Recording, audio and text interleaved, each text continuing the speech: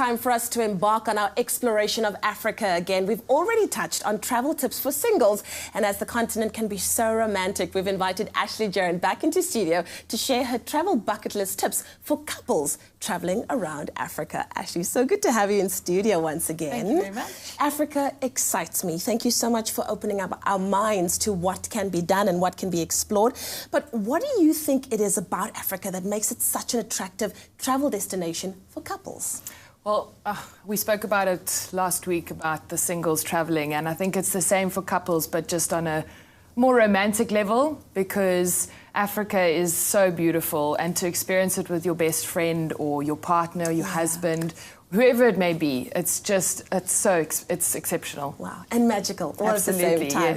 Yes. Now, when it comes to your top 3 destinations, what would your bucket list include for couples? I definitely think an African safari is one of the best things that you can do as a couple. Yeah.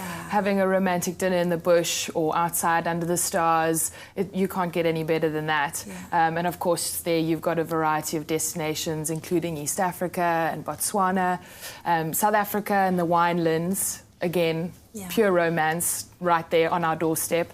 And one of the Indian Ocean islands even, Mauritius, Mozambique, Seychelles, those guys are top of my list to go for a romantic experience. I've done Mozambique, and let me tell you, I was alone.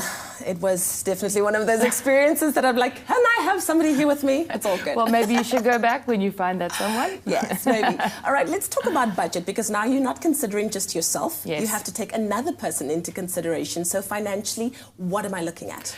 It's a difficult question to answer in terms of specific budget because there's a number of factors you're looking at. One of the benefits of traveling as a couple is you do, a lot of the properties don't charge, or you're at least paying a per person price versus a single supplement when you are traveling as a solo. So, and again, a number of factors to be considered in terms of the destination, the time of the year, and the type of experience you're looking at. But it does tend to work out a little bit more affordable when you're traveling as 2 people versus a single, but there's something for everyone. So we work with people to find the perfect experiences for them. Oh, thank you, Ashley. And then maybe one final tip for a couple to take into consideration when setting off on the African adventure.